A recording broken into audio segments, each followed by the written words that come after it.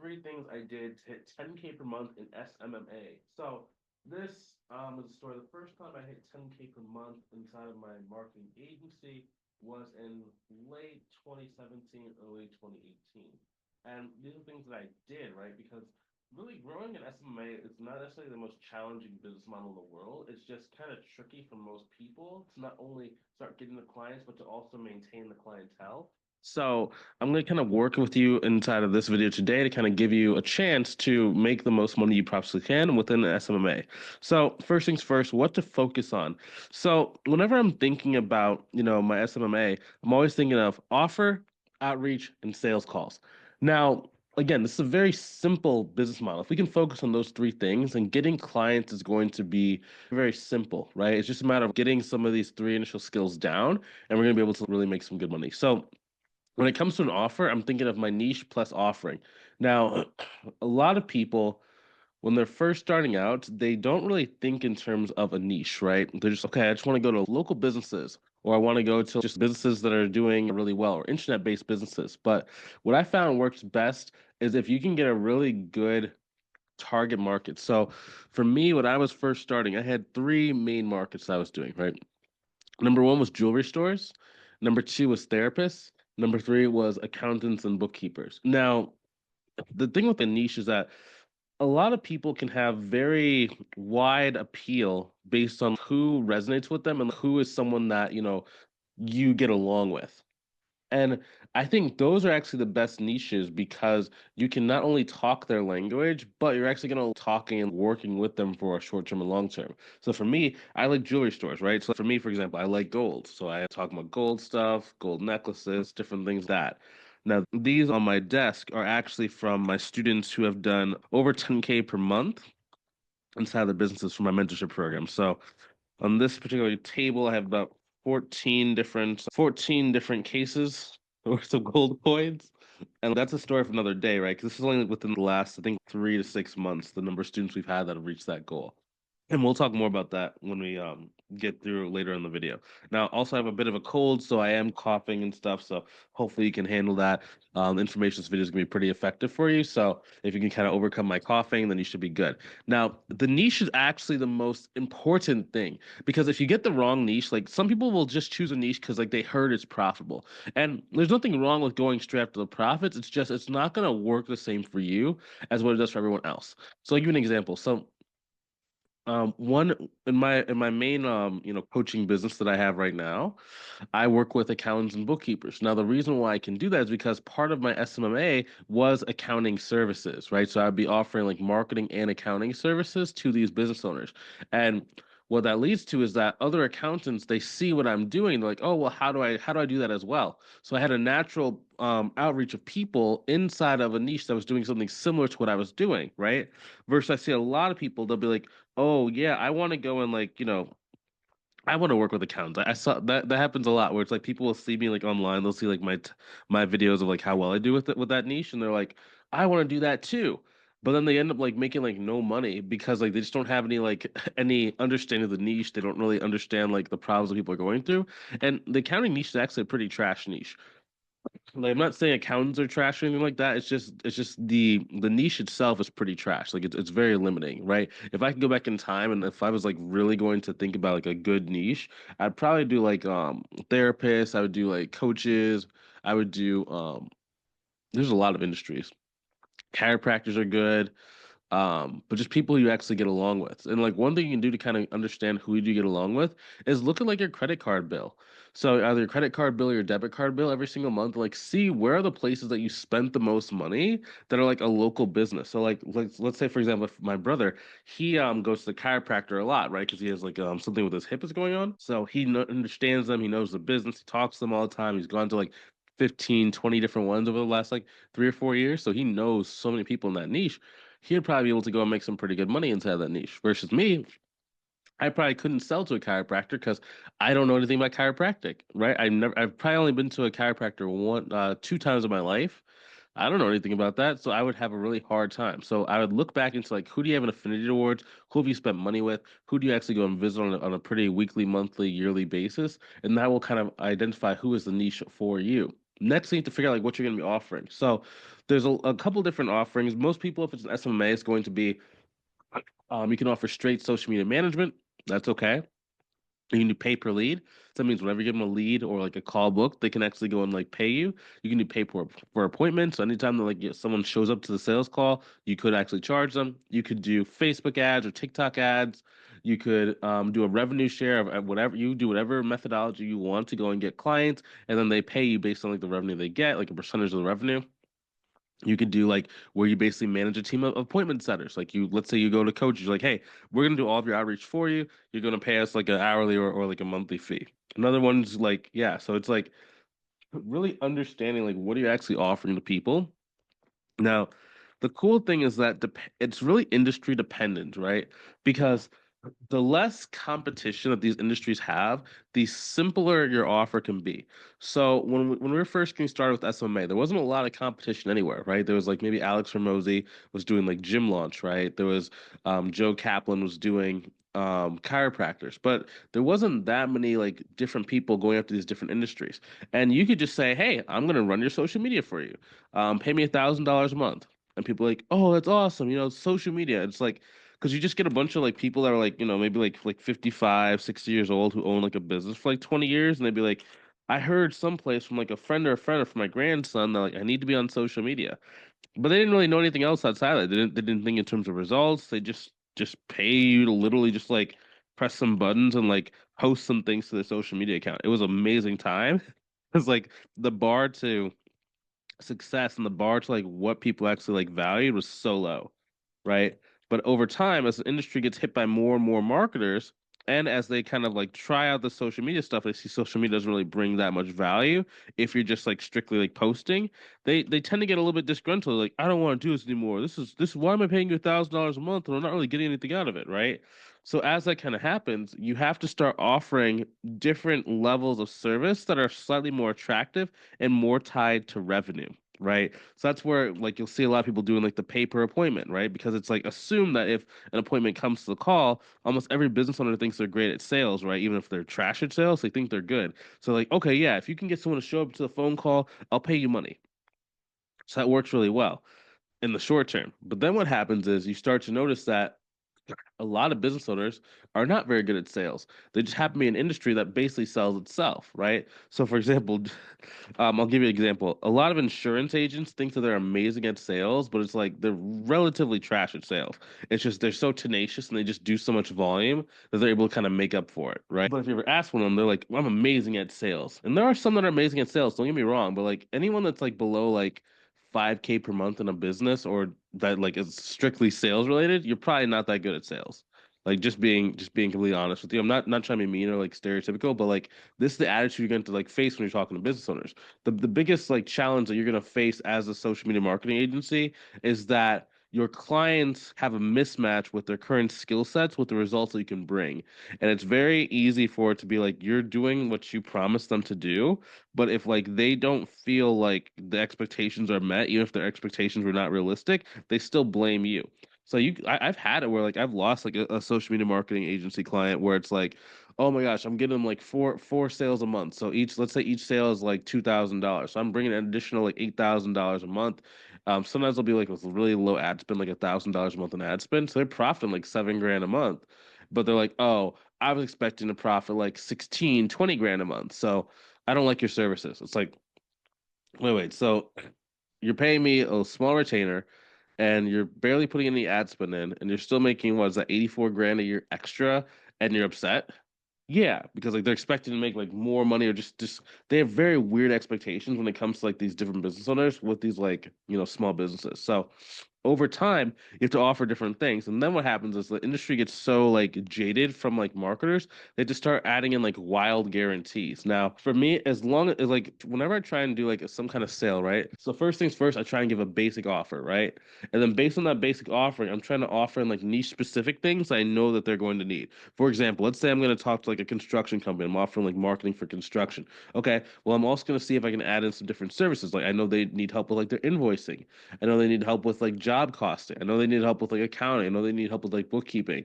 So in addition to my marketing services, I'm upselling them on like different services. Like it all depends on your skill set. Like maybe in your past life you've been like an office admin or an office manager, or maybe in your past life you've done some like accounting, or in your past life you've done some kind of like engineering or IT, right? Adding in auxiliary services is one way to kind of separate yourself from everyone else.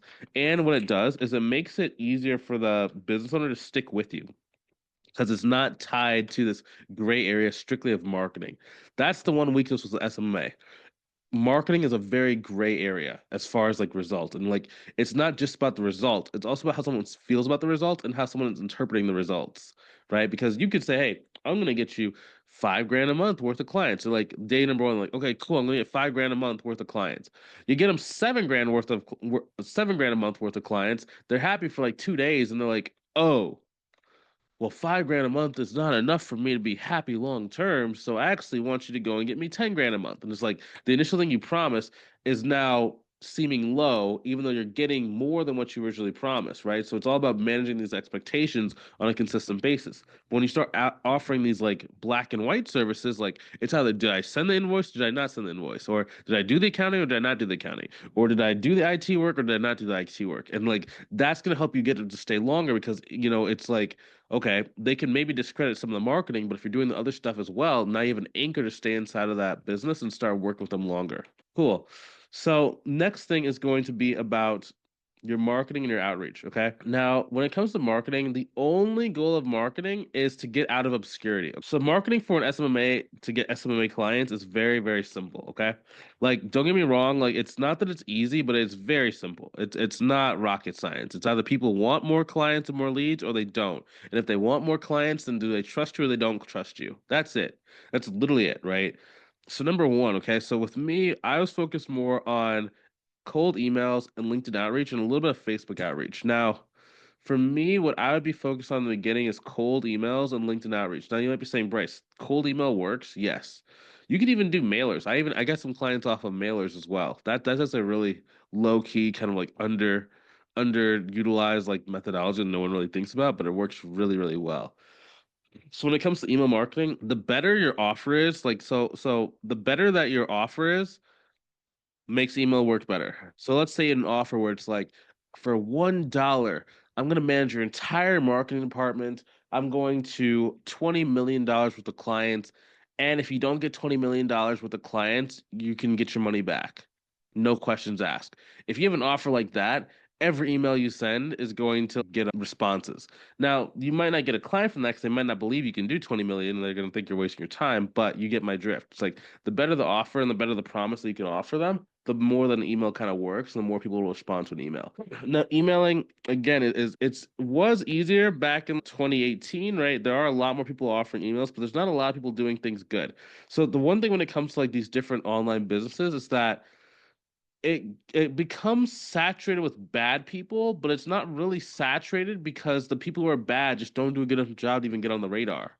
You know what I mean? So it's like you could have 1,000 people emailing you, but if the emails you are just trash and you just don't respond to them or you just don't even think about it or care about them, you're not going to open the emails and you're never going to see like the competition, right? But there's like 2 to 5 guys that are like really good, then it's like you'll notice that and like you're only considering 2 out of the 5 guys. It's amazing. So in order to go and get leads, what I was using back in the day was I would actually be sending my emails through snov.io. I think it's called snob.io. And it was like just a very simple email sender. You'd send like one at a time and like be automated. Also, it was good at like going into LinkedIn and like scraping email addresses. Although I would not recommend using Snob to scrape email addresses from LinkedIn because LinkedIn didn't like that at the time. Like it was caused people's like profiles get banned on LinkedIn, which is not a bad thing.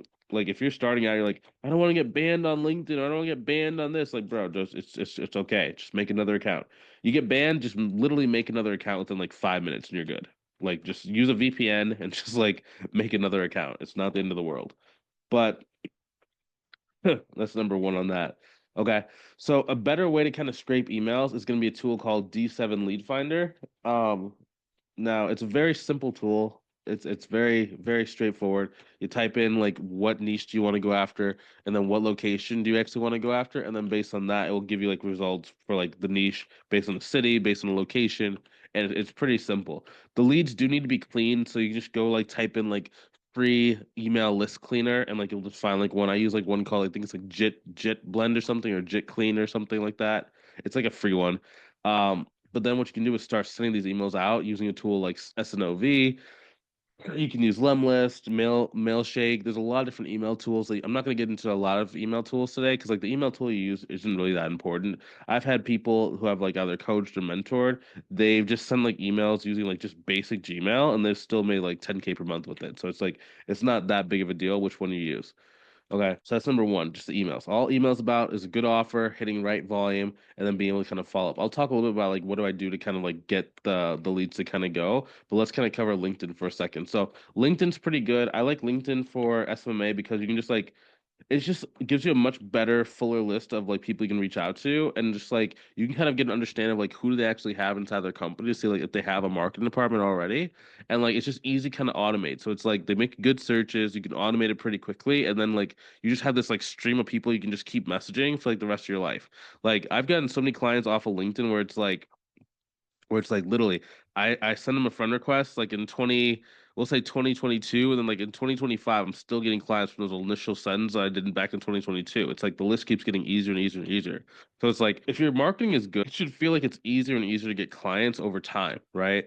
If it feels like after 2 years of your SMMA and you're still like having to like get on the phone and do like a 3 hour long sales call, you have to send out 1,000 messages to get one appointment, your marketing needs to be improved. Okay.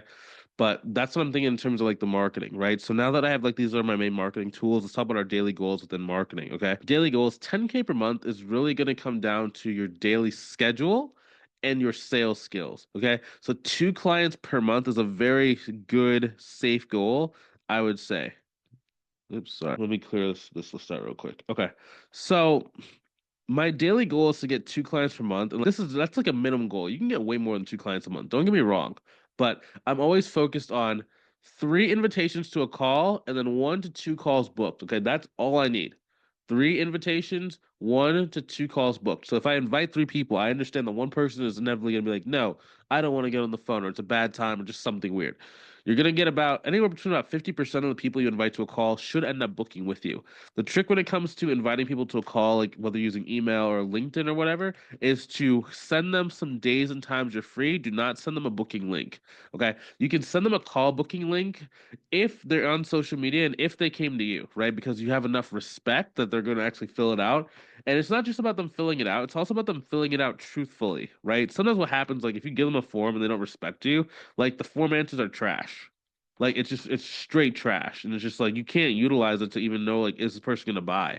Versus like if they already respect you, they're gonna tell you the truth, so you can like tell like okay this person's gonna buy versus this person's not gonna buy. Okay, so it's all about just kind of like doing that because like at the end of the day, like yes you want to practice your sales skills and yes you want to get on as many calls as possible, but I only want to get on the call with like people that are like potentially wanting to buy from me. If I can't tell that, then it's just stupid, you know? And like it's also like when you're starting out a business model, like your goal is to try and get as much practice as possible. So it's not that it's that important. It's just that you're gonna only get like probably like 2 out of 10 people to fill out your booking link in the beginning. But as you get more and more established and like you get more and more people, it's like I don't want to do more calls with people who are not gonna buy. It messes up with your mood. You're not gonna make as much money and you just waste time. Might as well just go outside, like walk around your neighborhood or something, right? Very simple. So that's the first thing. Okay. This is it. If you just invite 3 people to a call every single day, you're gonna get 1 to 2 calls booked, and you just take those calls every day. That's literally it. Okay. So next thing is gonna be like how much do you actually work? So really understanding your work time is important. You're never gonna work harder than like in the first like 3 to 4 months. After the first 3 to 4 months, when you do start getting clients, you start getting traction, you're not gonna need to work that much. Like it's a very interesting business model where like all these online business models are like that, where it's like in the beginning it's super hard. Like just because you do like get the traction and stuff, but like once you get the traction, the movement, the momentum, like you're set, you're done, you're easy, it's easy. So in the beginning, like I would probably set off anywhere between like 3 to 4 hours a day. Now, if you're working a full-time job or whatever, like see if you can either work some hours before the job or after the job. If you're doing this full time and like, you're fun employed right now, or just in between jobs, then like you might want to just devote at least like 3 to 4 hours. Now, this is kind of a weird business model where it's like if you can like get enough outreach out, you can effectively like you could work on this 24 hours a day if you really wanted to. You wouldn't have the energy to do it 24 hours a day, of course, but this is one of those business models where it's like the more you work, the more money you can make, especially inside of like the marketing section. Now, there are some things that are like challenging because like if you're only using like one or two like LinkedIn profiles, then it's like then it's tough to kind of like get enough time or enough outreach attempts to actually like make it be something you can do for 24 hours, but we'll talk about X in a minute. Next thing is like make sure like when you are working, like you don't just want to be like pretend working for 10 minutes and then like go on like, Facebook and scroll on Facebook or YouTube shorts and just like death scroll. That's the thing that was happening to me in the beginning, right? So when I was whenever I'd open up Facebook on my computer, I would just get sucked into this like 30 minute, like 1 hour long binge of just random cool videos that like I liked. And like social media is designed to like be curated for stuff that you like. So it's like it makes sense why that happens. It's just we have to kind of resist the urge as much as possible. So if you're going to be on your computer, like make sure you get like a tool like Newsfeed Eradicator. It basically will whether it's LinkedIn, Facebook, YouTube, Twitter, whatever, it turns off the news feed so you can't actually see interesting posts. And then if you have like a phone, I would literally go to your phone, you scroll down. At least I have an Android, so you scroll down from the top. On the sound, I put like notifications like are muted. Like I put everything to mute. It's like I I wouldn't be able to hear anything. Like so I couldn't see if someone called me or someone texted me. And I literally would like put my phone like face down so I couldn't see my phone. Some people like if your phone is really that addicting to you, you might even want to like leave it outside the room. I have heard of like people like Iman Gotchi, like he used to put his phone like in like a drawer in a different room. So like he literally I would have to get so much effort to kind of like do that. And like he was doing that because like if it takes a lot of effort to like go and find something and retrieve something, you can kind of convince yourself like, okay, well, hey, I don't really necessarily need to do this today, or I don't need to do this right now. Let's kind of like go back and just like focus on work, right? So it's like knowing yourself and just like getting all the distractions out of your location. Like me, I have a window next to me, and like in my neighborhood, there's like people that like walk the dog and stuff like that, and like I have my cool cars outside, so it's like you know, I don't really get that distracted with it. For me, it actually motivates me more, right? Because like for me, I like having different things, like different wealth signals all around me, right? So I have my Mercedes and a BMW out front. I have these cool guitars. I have like a cool painting over there. I have like a McLaren and what is that called? A Lambo Corvette, kind of like little model displays, Ferrari display behind me. I have like 20 gold coins right here, a couple $100 in cash, my watch collection over there, but I have like all these like things around me of like wealth. So it kind of is like it's almost like a living vision board that I have around me. I almost have like a living vision board that's around me. So it's like I'm always seeing these nice things. Any one thing is not super distracting for me. But one thing that does work, in addition to like putting your phone on mute, is going to be and here's the other thing with putting your phone on mute. You will miss texts. And the thing about that is like there's very rarely an emergency. Like there's some emergencies, but it's very rare that like the one time you miss a call, it's gonna be someone needs you to go and give them $30,000 or else they're gonna die because they're like being held ransom. Very rare, right? And I'd rather have people upset with me for not answering their phone calls and like calling them back a couple hours later. I'd rather have people upset with me than like crying in my Toyota Corolla for the rest of my life. Like that sounds like mean and stuff. Like that sounds like stupid. Like what do you mean? But like you don't know how long the internet's gonna like give you these opportunities for. Like I don't think people understand that. Like people are always like, "Oh, I have so much time." I have like bro, like I was 20 years old like this. It goes off by like the blink of an eye. And it's just like shoot, I'm surprised that social media marketing has lasted this long. It's been around for like probably 10, 15 years. It could end up like no one even hires marketing firms soon, right? So I mean that's like a thing, right? So it's like you gotta go attack this thing while you can. Now, one thing that comes up too, right, is going to be like work schedules. So whenever I'm thinking about my work schedule for outreach, I like to set a timer, right? So I do timers for like anywhere between like 10 minutes or 30 minutes, depending on like the task. The reason why is because it allows me to be able to like send out to people, but while staying focused. And I can kind of reward myself. I just kind of know what my attention span is, where it's like, for me, I know when it's time for me to switch a task because I like, get this like dry mouth feeling and it's like this boredom feeling. Same, I used to get it when I would play like video games when I was younger too. But it's the same thing. It's like I just start feeling bored. I'm just like, okay, I need to do something else, right? But so what I do is I artificially stop that process by setting a timer for like the amount of time I know it will take for me to get bored, and then right before I get bored, I'll go and like maybe get an apple or get a snack or walk around my neighborhood for 10 minutes, then come back and do some more work. Now, when it comes to messaging and like just outreach, I like to do for every 2 hours, like every even hour. So whether it's 8 o'clock, 10 o'clock, 12, 2, 4, 6, those are the hours that work the best for me in the industries I was going after. But you have to see like what are the times that people are most responsive to you, and then start really pushing those out. Now, the next thing is like we kind of touched on this earlier, but it's like you can work as long as you want, but you have to get really creative with how you do that. So every platform, whether it's Facebook, LinkedIn, or email, has daily limits. So one email address, like a business email address, at the current time of this recording, can send out to about 150 people per day, right? Facebook, you can generally send out to about 20 to 40 people if they have like mutual friends in common. For LinkedIn, right? LinkedIn is very interesting because LinkedIn has these like weird flexi limits based on like how much traction you already have. So the more traction you have, the more that it will let you send out to people. The less you have, the less you can send out, right? So every week your goal is to like maximize out these platforms and then try and do a little bit more. So let's say that every day last week on Facebook you got out 30 connection or 30 friend requests. Okay, this week let's try and do 35 every single day. Then we'll try and do 40, then we'll try and do 50, then we'll try to do 60. Now you will hit a limit to where no matter how hard you work, your profiles will not let you send them more. In that moment, what you need to do is number one, first, you learn, then you automate those profiles. So let's say you have like a Facebook profile or a LinkedIn profile. On LinkedIn, I would get a tool called Linked Helper. It can automatically send out the connection request for me in the first messages, right? So now I can get more volume out automatically. Same thing with cold emailing, same thing with Facebook, right? And then once I have that off my plate, I'm going to clone that account. So I'm literally going to go on LinkedIn and create a second profile, like a second LinkedIn profile for myself, and I'm going to do the same thing. I'm gonna get the hang of messaging people, hit up another 30 to 40 people per day on that new LinkedIn account. And then once I get the hang of that, I'm gonna automate on Linked Helper again. And I just keep doing that over and over and over again. Pretty soon you're gonna have like 5 to 7 like LinkedIn profiles that are actively going after new potential clients that you can outreach and then get to like work with you. It's crazy, right? Now that's why I was saying marketing is very simple in the beginning.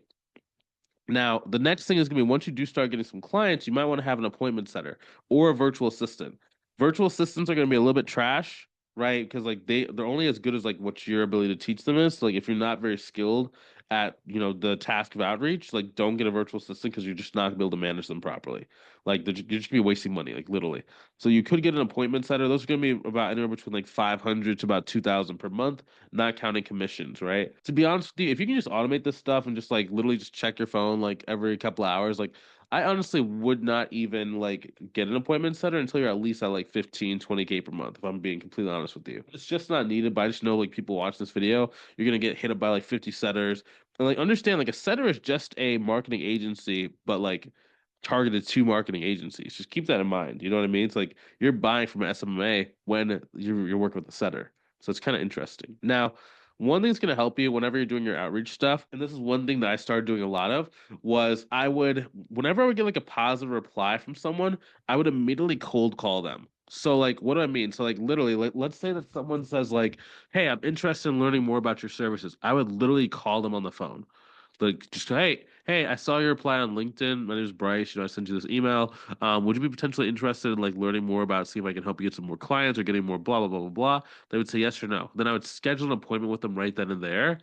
So like it just shows initiative. It shows you like, you got them like on the phone, and like they usually are pretty calm. Some case you might get like a negative reply or like, hey, don't call me. Let's keep it on LinkedIn or whatever. But it's like, does it really matter? Again, I'd rather someone be upset with me than cry in my Corolla. Like your Mercedes, let's say you want to get a Lambo. Your Lambo does not care how people were mad at you on your way to getting it. It does not care. Like for me, right? I take like 2 trips a month. I know between like 1 to 2 trips a month. This month I took like two and a half, three, but it's different story. But the the lifestyle does not care what it took to get there. All it cares about is you have it. So go get it. Now, next thing, okay, we talked about D7 already to go and find your leads. One other thing that's really important before we kind of move on to like sales and the next topic is going to be life stabilization. You have to have your life outside of your business be as simple as possible, okay? If you have like a girlfriend that's like super, super like yelly at you and like always be like, "Hey, why are you not doing this? Or why are you not taking out the trash? Why not do it?" Like that can be really, really, really overwhelming. Especially if you have like a partner that maybe is like kind of irritated with you or kind of like tries to get a rise out of you. That can be really irritating. Like you need to make sure like when you're starting your business, like your lifestyle needs to be like as calm as possible. So like if you can like figure out a way, like let's say you have to do like your dishes, let's say you have to like cook your meals, if you can figure out a way to do that like before and after your work times, like your work schedule, like maybe you can meal prep, like so you cook all of your meals for the week ahead of time. You need to have that peace of mind, that focus during the work day and the work week in order to get ahead. If you don't, you're not going to get ahead, right? You almost need to treat like this. Some people call it going monk mode. I like to think of it as like pandemic mode.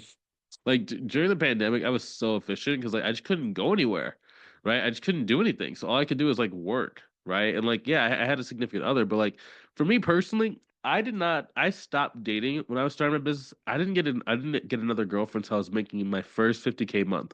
Like the first time that I got back into the dating game, and I was like over at this girl's house, I was literally like, crap, like $50,000 hit my bank account that month, like literally.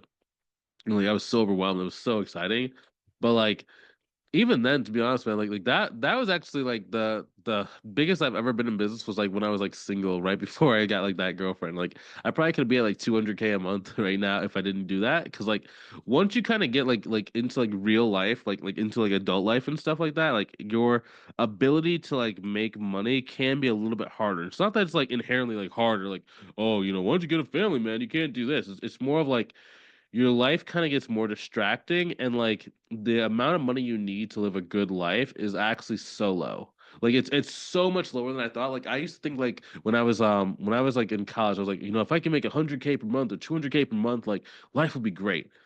But like when you're at like let's say you're at like 30 to 40K a month, like profit, life is easy. Like let's just be honest. Like let's call it for what it is. Like I'm not trying to brag or anything like that, but let's say you're gonna get a nice-ish car. It doesn't cost that much money. Plus, like you can either lease it or you can like rent it. Or not rent it, but like you can buy it, like buy a used version.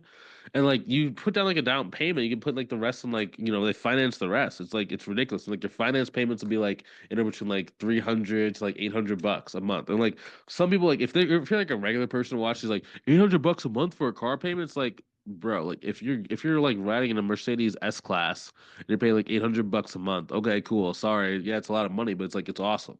Just make more money. Save on the stuff that's stupid. Like don't spend stupid amounts of money on like stupid stuff. Like don't like I don't even know what a stupid thing is. I don't buy stupid stuff, so I don't even know. But like spend money on stuff you like. Like I'll go a little bit less expensive on a plane ticket so I can like go on like a really good Airbnb when I get there. Or I'll pay for like really high quality food and like meal delivery services so that I don't have to leave my house to go get groceries. I can just go and attack as much as possible, right? Cool. Next thing, sales calls. Okay. So marketing is going to reduce sales difficulties. Okay. So leads from cold emails are going to be really, really challenging in the beginning. Okay. And leads that come from LinkedIn that see your posts are going to be like really, really easy. So what do I mean by that? So if someone just sees a cold email, like you have to like be great on the sales calls, like to give your guarantee, the best offer, and just move people down the line. Versus if people like see like what you have to offer and like they've seen your marketing content, your videos, your written posts, they like you, they're gonna be so forgiving. I had a student in our mentorship program. I have like a mentorship program for accountants and bookkeepers, in addition to the one we have for like coaches. But one lady got a $50,000 payment from a new potential client because like it came from LinkedIn and he just like really wanted to work with her. Like she was implementing our scripts like really badly, but the guy just wanted to work with her because he knew her, he saw her marketing, he fell for the scripts, and like boom, $50,000. And it's just like if that was a cold email lead, she would have never gotten that sale. Like just being honest with ourselves, right? But it's like just really understanding that. Next thing with sales, it's all about balancing expectations. So like the less you promise, the longer they're gonna stay with you, but the harder it will be to close, right? If you promise the world and just something that's like super undeliverable, they're gonna sign up with you like way faster, but you're only gonna like have them for like a month or two, right? So it's like just really understanding that balance of like sales and marketing. Now the sales part is really simple. There's a lot of sales scripts online. If you needed one for SMMA, I could give you a sales script that I used to use. But even kind of like sliding into that, like you might be wondering, like, am I even running an SMMA anymore? Like Bryce, are you even running an SMMA anymore? The answer is no. And the reason why is because I actually found a better model. So when I was first working, right, I was working with like jewelry stores, and then I was working with like different companies like therapists, and I would start adding in like accounting and like services like that because like my background, like my work experience was in like accounting and finance. I just learned this like internet marketing stuff because like I wanted to like make money, and I thought the only way you can make money was by like selling like internet marketing stuff. So what I started doing was when I was offering this accounting services, people started noticing in my local area. They're like, their accountants, like, hey, how are you offering like accounting? And I was like, well, this is what I'm doing. And at first, what happened was a lot of these people were like, well, if you're doing that, like, can you show me how to do it? And at first, I thought that was stupid because, like, why would I show people how to do that? Because it's like, number one, only I could do it the way I could do it, I thought. And then I thought, too, if all of my secrets were shared, then it would be like, why would someone keep paying my retainers? So I'd like lose like monthly clients like that. And then what happened was someone started offering to pay me like $5,000. So I'm literally like, okay, well, if you want, like, I've heard some coaching programs online, they charge like 5 grand. I'll pay you 5 grand to show me what you're doing. And in my mind, I was like, wait, 5 grand for no work? What do you mean? Like literally, like let's be honest. Let's be honest. Like with a coaching business, it's zero work. Like it's just talking to people. If you consider talking to people work, like who've already paid you money, like I don't know what to tell you. Like I don't know what to tell you. But that's the easiest thing in the world ever heard of in my life. I didn't think people would be willing to do that, right? So when I started doing it, I started doing more like coaching services.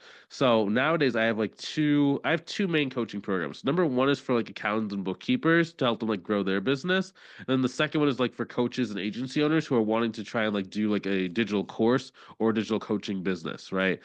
Personally, those two business models are the best ones. If I was like someone that didn't have accounting experience, I'd probably just go straight to coaching, and I would coach like whatever industry you were going with for your SMMA is industry you would probably do some coaching with as well. And like if you're still kind of new to SMMA, like you don't even know what niche you want to do, and like you don't even know like what you're trying to do, I'd probably just go straight into coaching if you've like done something significant in your life, right? Just being completely honest. But those are the three things I focus on when getting my SMMA to 10K per month. Okay. Hopefully this has like been eye-opening for you. Hopefully you learned something new. If you learned something new, please leave a like, subscribe to this channel, and let me know if you have any questions out of the comments. I'll be sure to answer those as soon as possible. Hopefully you have a good rest of your day. Take it easy. Talk to you soon.